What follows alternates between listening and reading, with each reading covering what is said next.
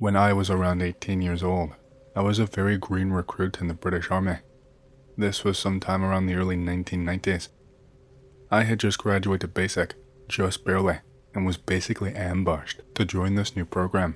It was sold to me as a new form of experimental and advanced training that would grant me a lot of opportunities in the future. I did not get a whole lot of specifics, but the recruiter told me that the British Army wanted to create an elite unit, even more so than the SAS.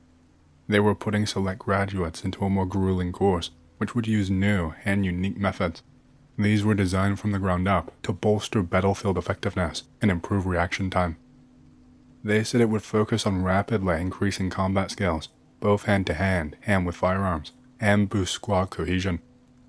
Again, it was stressed to me that this was a once-in-a-lifetime opportunity, and I basically have to give a yes or no right then and there. I gave an enthusiastic yes. I was actually excited. I naively believed that I was special in some way, and that someone saw some kind of potential in me. In basic, I had a tough time. Being away from home at such a young age for the first time in my life took a toll, and I got in a lot of trouble. I would be scolded for being lazy and useless, and at points, they made it seem like I was lucky to even pass basic.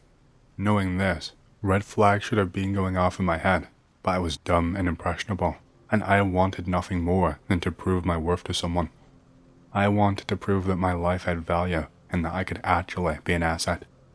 Now, they sped up the process, which meant I only got about a week break between basic, phase 1, and beginning phase 2. This is usually specialist training for a specific trade.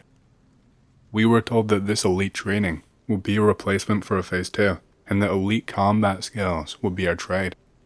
I guess like picking an infantry trade, I suppose. So we shipped out, and I ended up at this really remote and isolated base located up in Scotland. We would be stationed here for the entirety of our phase 2, which, oddly enough, they did not specify how long it would last. It was a compound of sorts. It was entirely self-contained and off the grid basically. It was decked out with training courses, a barracks, and some other buildings too. There was also some very dense woodland right on our doorstep. Before we even got situated and given our sleeping arrangements, we all got introduced to Captain R.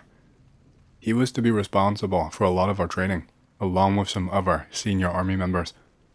He gave us a spiel about how this training would test the limits of human endurance, obedience, and psychological stress. He was one strict motherfucker. That is what we found out very quickly. If you stepped out of line even slightly, did not respond correctly, or follow his exact orders without a moment's thought, then you would get beaten, whipped, etc. The first day there, one recruit was told to fetch the captain a drink, and when the recruit started to speak, the captain left a hit on his jaw. The soldier screamed in pain, and upon hearing this, the captain picked him up off the floor and shoved him towards the direction of his personal quarters and did not say another word. It was more like he was trying to train a dog to be obedient than anything else. If you didn't know something, you don't ask, you figured it out. And if you did not figure it out, then you pray to God that he would be lenient. Needless to say, there was an immediate sense of unease around all of us once we settled into the barracks for the night. I think lights out had been in effect for maybe 40 minutes before we heard gunshots, and Captain R and another 2 officers burst through the barracks door. Before we even knew what was happening, the lights were on, and we were being ushered out while still dressing. I've never seen such a disregard for safety in my life when Captain R kept sounding off shots every few minutes as we walked outside. I was freezing and my ears were fucking ringing, and he was just shooting up into the air. My senior officers were nothing like this in basic.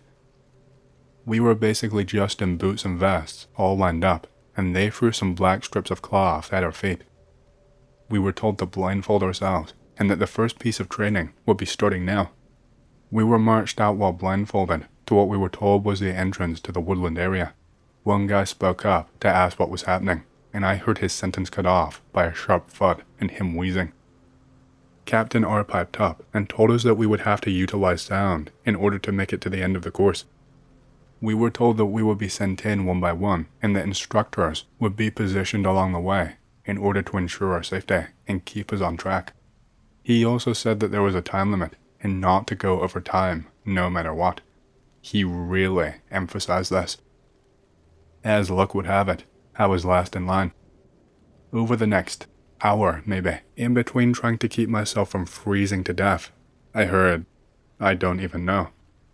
I heard screams intermittently, the sound of branches and twigs breaking. I heard heavy footsteps and rapid running, and even the loud clank of metal. I heard a car door slamming, a gunshot going off, and a dog barking too. I had no idea what the fuck I was in for. I was just standing and holding my own arms when I suddenly heard, "You're up," whispered into my ear, and then felt myself being shoved forward. I didn't even stand. I stayed on all fours and was just crawling forward. I was worried about the time limit, but I was so cold and so scared I did not want to get up. I think it took about a minute before I felt a blistering pain in my hand and discovered that I had pressed my hand deep into some tacks. I had about 4 of them completely piercing my palm, and I screamed. The second I let out that scream, I heard footsteps racing toward me. I did not even react to them because I was trying to pick the tacks out from my hand, and then I felt a sharp pain in my ribs. Whoever had run up to me had booted me straight in my ribs, and I had landed back first into more of these tacks. I was in searing pain, and I heard Captain R shout, "5 minutes left," through a megaphone. I got up and just started running. Every so often I would be punched or kicked in order to turn me a different way. I didn't know where I was going. I couldn't hear shit anymore. At one point, I ran into what felt like a rusted and broken down old car. And when I did, my brain could not even properly process what happened. I heard a loud bang and then felt some heat to my left, which gave me some burns on my side. They were only minor, but it did not make it any better. I found out later they were using pyrotechnics and some other stuff to simulate an explosion. I was lucky enough to have tripped one of their IEDs. Upon feeling the heat, I vaulted the car and sprinted forward as fast as I could, now partially deaf. Captain R shouted, 30 seconds left, and I just started hauling ass. And then I felt something wrap around my leg. And then I felt myself up in the air, upside down, and swinging back and forth. I was in a fucking snare trap. I don't know how high up I was, but I could not reach the ground with my hands. Granted, I'm not super tall or anything. And then came the gunshots in the air. And then I heard the barking that kept getting closer to me as every second passed by. And then I felt the intense pain in my arm as this dog jumped and latched onto it. Captain R just strolled on over and basically put the megaphone up to my ear, and he just told me I failed and would be on guard duty first tonight. When I finally got my blindfold off and saw the state the others were in, my jaw just dropped. You would think we were in fucking Looney Tunes or some shit. I don't want to make this too long, so I'm going to try and shorten the other experiences here. Reliving this shit is horrible, and no one will even bother to read it if I type too much. The mess hall the next day was a quiet like I had never heard. No chit-chat, no nothing. Recruits would not even dare look at each other. The food was genuinely awful. Just meat surprise, mixed in with whatever slop and broth they could cook up. I had no appetite. I did not even touch my food. About 5 minutes passed by with me staring at the food and moving it around with my fork. Then the commotion starts. It starts to smell foul, like something just died. One of the recruits, I shit you not, runs off red-faced while holding his ass. Another guy gets up and can't even make it outside before projectile vomiting all over the floor near the door. Maybe 5 or so recruits did something like this. One dude went so red I thought he might explode, and he was shouting, asking for more water, screaming about some spice. Captain R comes in and gives some bullshit speech about how real elite soldiers never let their guards down and don't trust anything blindly. He said we all needed to learn from this. Fucking psychopath.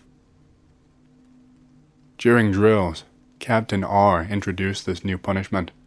He described it as his favorite, and that it was the most effective thing he knew for strengthening the minds of elite soldiers. Whoever was the worst performer in that drill, Reed, whoever he hated the most, will get the mirror room. I had the unfortunate pleasure of being at the mercy of this at one point. It was basically a padded isolation chamber with mirrors on every single wall. You had one lone bulb that kept flickering to keep you company, and that was it. 6 hours in that room, and if you screamed, begged, pleaded, anything, he would add on another hour. We learned to shut up really quickly. He told us it would reduce our mistakes in the field. He told us that if the cost of failure was too high, then failure would no longer be an option in our minds. Yeah, tell that to Johnny Four Fingers. I'm not kidding. It's not his real name, obviously, but some kid bit off his pinky finger. That is how insane he went in that place. This next thing I was not directly involved in, but it still keeps me up at night. It is by far the worst thing that happened while we were out there. Captain R wants to send out some small patrols, I'm talking like 3 people at a time, in order to test out tactics. They would be given a rudimentary map, a task, like bringing back an object like a flag, and then would return. They would have to sweep a building, or follow some protocols, or some shit like that. Only one fucking squad even got sent out. I think even Captain R knew he had fucked up. The night before, one of the recruits had complained that someone was at his window. He said they knocked, but no one else heard it. He said he never saw who it was because his eyes did not adjust to the darkened time before they had run off. He was part of the squad selected for this first patrol. He was terrified. One look at him was enough to tell you that. He was practically begging the captain to let him stay, even though he knew the punishment for acting like that. The kid said he had seen animal tracks around and heard howling and told him it was not safe without any live ammunition.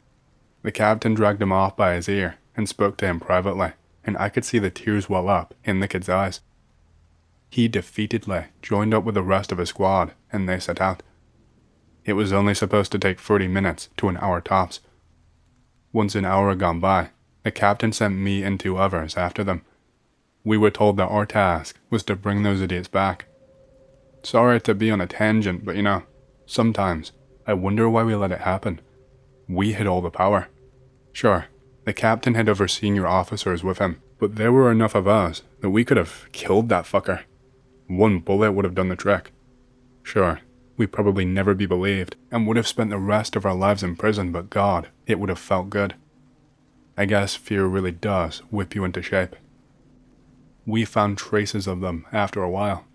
We caught wind of their boot tracks and managed to follow them for a ways. We came upon this old rundown cabin that I assume was for their task. We found bloodstains inside.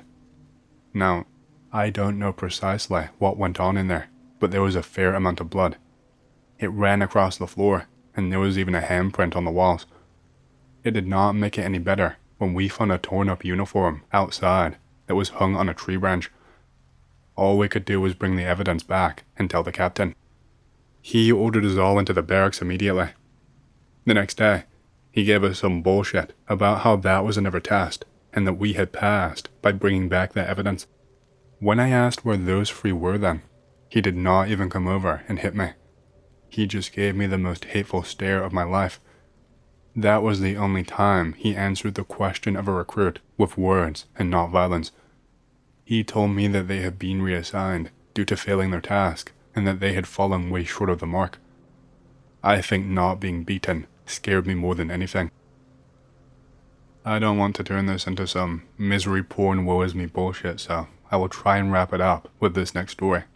Let me be clear that this was far from the only ever fucked up thing to happen to us. Captain R was prepping us for the final drill after being here for around 3 weeks. It seemed quite short compared to what I was hearing from COs at basic. I did not even stop to question how anything here was supposed to make us elite. We had not focused on any kind of real-world tactics or strategic knowledge. When I tell you, this final test was only 2 days after that cabin incident, I think things will start to click into place for you. It didn't for me at the time, unfortunately. I was just glad it was all going to be over. Captain R announced that we would be split into smaller units, but would be working overall as one team. The goal? Capture Captain R in the forest. We were to utilize everything that we'd learned so far in order to get to him. He would have a couple of minutes head start. The woodland area would be rigged with traps and ambushes. If we got to him before he made it to his compound, actually just a shitty little tent erected in the woods, we would pass. The way he explained it was deceivingly easy, and it did not take long for things to go tits up. Because that's the thing. By this point, with all of the beatings and trauma we had suffered, basic was now just a blur. We had not actually learned any survival or military skills here. We had not learned any hand-to-hand combat. We had not even shot a gun in the time we'd been here. In the time we spent here, we actually became worse soldiers than we were prior. We were handed guns with blanks in them and given NVGs. We were split into small groups, and then it started. There was just a rush of sounds. It was like telling a high school class they were dismissed for summer, and then they all just run out of the building screaming and throwing books into the air. We had regressed back into being idiot kids. People were setting off snare traps and ending up in the air. I saw other senior officers appear from behind cover in full fucking ghillie suits and grabbing recruits and subduing them. Some fucking idiot fell into a pit that had been dug and got himself stuck. We obviously did not have fucking time to stop and help him. Again, it was like something out of a shitty movie, only I had to live it and get the scars from it. There was so much shit going on that I can't even begin to explain. Pyrotechnics and loud bangs going off. Flashbangs were deployed against us for the first time while there. It wasn't long until I was alone and far ahead of the nearest person. I had spotted some tracks along the way and knew the captain had tried to take a shortcut through some denser brush and trees. He was cutting through where the cabin was. I managed to get to within sight of him. He moved faster than I thought he was able.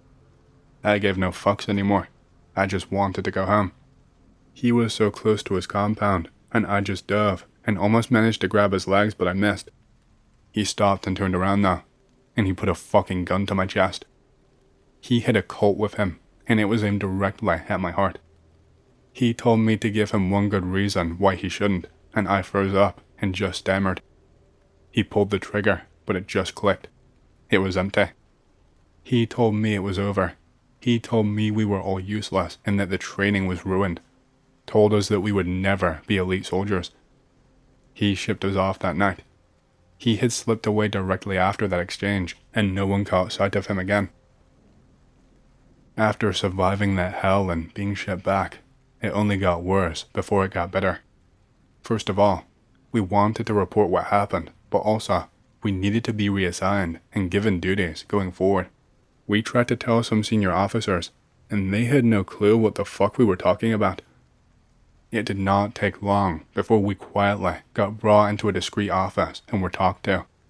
We gave our names, we explained where we were stationed for Phase 2, and the trade that we specialized in. We mentioned Captain R by name, and you should have seen their faces drop and then warp into confusion, followed by fury. It turned out, all of us had been marked for desertion. This specialized training or whatever bullshit we got sold on, none of it was authorized. Captain R had actually been dishonorably discharged just under a year prior, and nobody knew about any of this. What followed was just a whirlwind shitstorm of interviews, giving sworn testimony in court, and having everything about me scrutinized. The compound in Scotland was eventually turned over and ripped apart. That fucker Captain R had fled, but it did not take long for them to track him down. I had to see his face one last time, and if looks could kill, I would be 6 feet under right now. I don't know exactly what punishment he got, or how long he went down for. All I know is they threw the book at him. It was all kept under wraps, of course. Higher-ups wanted to save face, and not jeopardize their reputation. Considering this was not the first allegation of abusive behavior, or tragic deaths on their hands, they could not afford it. But abuse and death at the hands of a disgraced officer under their noses, their heads would be called for. So, yeah, believe it or not, but that experience ruined my life. I never completed my real Phase 2 training. I gave it up as a bad job, ended up working at a Burger King for a few years, and drinking away my sorrows while living with my parents. I am in a much better place now, thankfully. Hey, hope you've enjoyed the story so far. If you want to hear more, make sure to subscribe, like the video, and leave a comment because it lets YouTube know you like the content and helps more people to see these videos. My next big goal for the channel is 100,000 subscribers, and as a celebration, I will be doing a Q&A video once we hit that goal. Thank you, and back to the stories. In March 1996, I was 16 and joined the British Army. As I was going to be an Army chef, I attended Pierbright training camp for what I thought would be the worst part of Army training. I could not be more wrong. I took to the training, even though it was incredibly tough, but I got through and passed. After you finish the Hella boot camp, you go on to phase 2. That is your trade training. What trade you chose would decide where you went. For me, as a chef, that was St. Omar Barracks in Aldershot. However, until your phase 2 training started, everybody went to Deep Cut Barracks, no matter what trade. It was pretty close by, and I was just excited to be leaving basic. The food was miles better, the beds were comfier, and it was nowhere near as strict. When you first arrive, you were all put into a new arrivals building.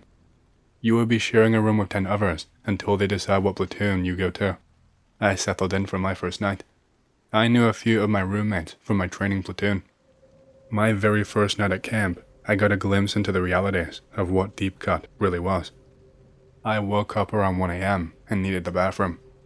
Before I could open the door, 2 guys in gas masks carrying pillowcases barged into the room. They ran straight to the far bed and proceeded to beat the guy sleeping in the bed with what looked like helmets in the pillowcases. After watching this and being stunned, I thought I should get help, and it was then that I noticed that the corporal who was in charge of us that night was holding the door open for the 2 guys. He looked drunk and was in hysterics at what was unfolding. The assault lasted for probably 30 seconds before they ran out, followed by the corporal at the door.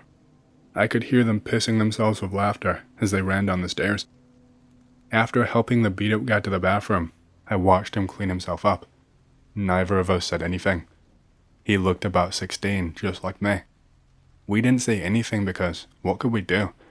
The person in charge of us was in on this and may have even ordered it. In the next few days, I came to realize this camp was basically where sergeants, corporals, and officers went if they had failed in their careers or for punishment. What better people to look after 200 to 300 young, impressionable soldiers, all between the ages of 16 and their very early 20s. They got drunk and did things to us for their own amusement. You normally spend 1 or 2 weeks at most here. I would be out of here soon. I just had to endure.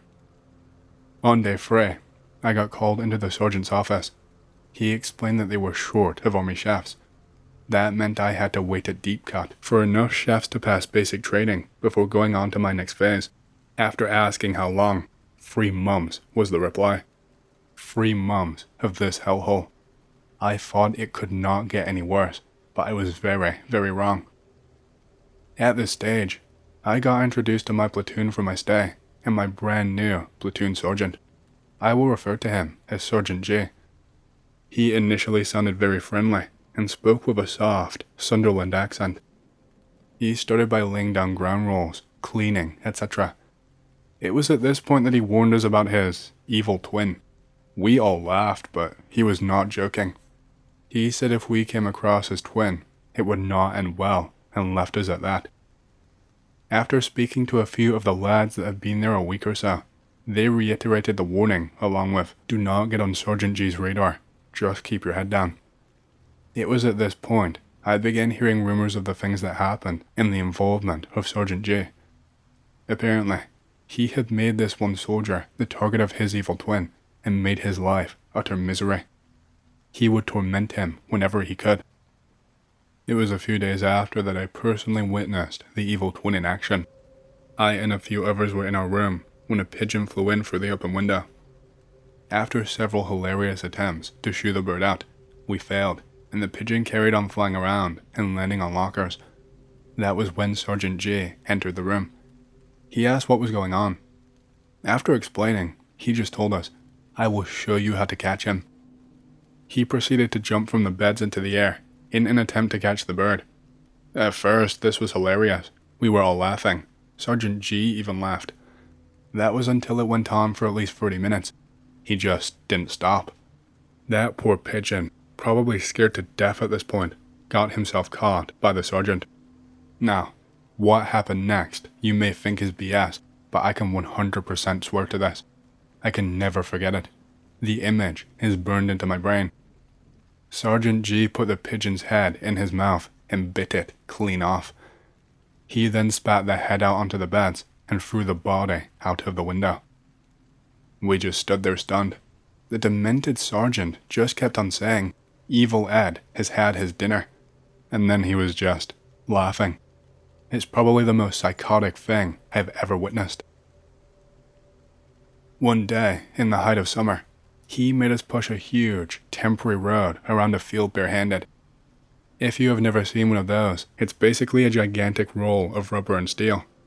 Being jet black and being in the sun all day, this thing was incredibly hot.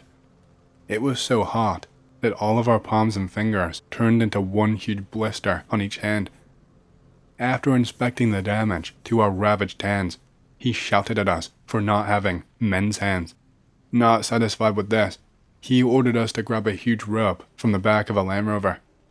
He then ordered us to have a tug of war with this rough strip of rope until the blisters all tore off of our hands.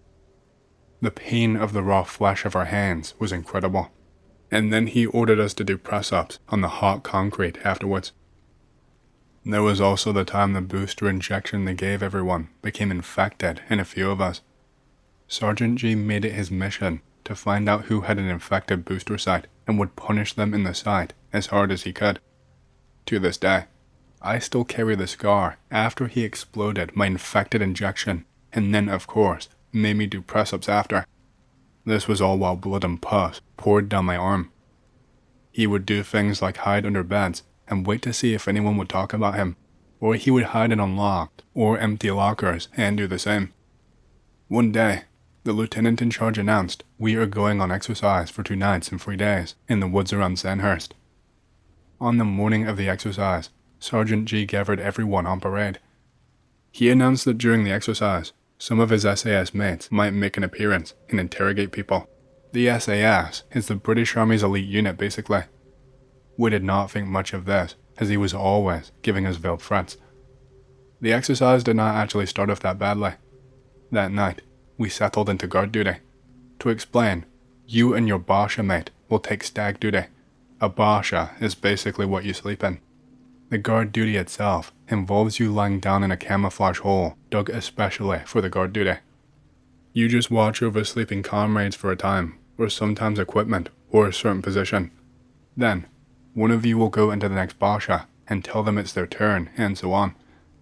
At the end of our turn, I went to the next Basha and said it's their turn to stag on. A low voice with what sounded like a Scottish accent came from the shelter. It was aggressively telling me to go away. I did not recognize the voice. I thought maybe the SAS threat was true. I thought I could be a hero and capture Sergeant G's SAS mates and see the stupid look of shock on his face when he realizes I repelled the attack on my own. I cocked my S-880 with a blank round and demanded whoever it was to show themselves. Silence. I angrily pulled back the poncho that was on the Basha. I was greeted with what I could just see in the dark as Sergeant G's naked body. He was in the Basha, sleeping with one of the female recruits. He had put on a weird, fake voice to throw me off. A furious, naked Sergeant J leapt to his feet, telling me not to say a word and to get back on guard duty. I could not see how angry he was because it was so dark, but I could hear the fury in his voice. I was now on his radar. He was married. The girl could not have been much older than me. I now was a witness to him messing with a female recruit while on exercise. I knew he would have to do something about this. The next morning, things seemed to go okay.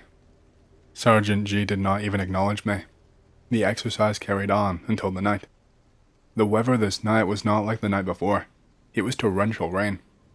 I was assigned for stag duty, which was around 1 a.m. Now, weirdly, I was told I had to stag on with the girl who Sergeant G was with the night prior. This was odd, and meant that my Basha mate was not on guard duty at all tonight. We carried on with the guard duty, chatting in low voices, bored out of our minds. All of a sudden, I felt a tremendous weight crash through our canopy right onto my back. Someone from behind grabbed the front of my helmet, and I could feel what seemed to be a knife against my throat. Pulling my helmet tighter backwards, It felt like someone headbutting or hitting the back of my helmet with something. He demanded I drop my rifle in the same Scottish accent I heard the night before. Pulling me to my feet, he ushered me forward into the dark forest. Glancing down, I caught a glimpse of the girl I was on guard duty with and could see how terrified she was when we locked eyes for a moment. Then, she carried on lying down with her hands behind her helmet. I remember stumbling through the woods for probably 10 minutes in the pitch black when the voice ordered me to lie face down on the ground. Dropping down into what was a huge, muddy puddle, I tried to keep my head up. I tried to keep my face away from inches of foul, muddy water. The voice then demanded my name and ranking number, which I gave him. He told me he did not believe me and that he would shove my head into the puddle with his foot. Daring to look up slightly, I could see 2 pairs of boots. I knew it must be Sergeant J, and probably one of the corporals. The other one did not speak at all. They then started asking about how many people were in our platoon and who was in charge, etc. I obviously gave them all they wanted to know. Being 16 and being terrified of being alone in the woods with what I knew was Sergeant J, I did not want to make him angry. This, of course, had the opposite effect. He gave me what felt like a punt right to the testicles as hard as he could. The pain from this was excruciating. I felt like I wanted to throw up. Every instinct was to curl up into the fetal position, but they would not allow me to. This carried on for a further 20 to 25 minutes. They were asking things like how great Sergeant G was. No matter what answer I gave, it was met with violence, kicks to the ribs, my fingers being trod on, and at one point, what felt like a thin stick whipping the back of my thighs. Thankfully, they got bored, or realized I could not carry on doing this without doing some serious damage. I was ordered to my feet and led back to the area our platoon was camped out at. The next morning was the end of the exercise. Sergeant G gathered everyone. He debriefed us on how poorly we performed. He then announced that his mates from the SAS reported that they had interrogated a few people. He was staring at me the whole time he said this. Thankfully, I was informed by an officer that day that I would be leaving at the end of the week. There were now enough people to form a training troop. I managed to avoid Sergeant J for that last week. I tried to let the tribunal know what happened, about what he did, but they told me they did not want to know. Thankfully, the barracks closed in 2014, but not before 5 soldiers perished there. 4 of them were from gunshot wounds, with the last one being a painkiller overdose from medicine prescribed for an injury sustained there. All of the gunshot deaths were labeled as suicides, but I feel I must point out this has been heavily disputed, especially by the families of the deceased. I guess sick fucks in the British Army like to protect their own though, huh?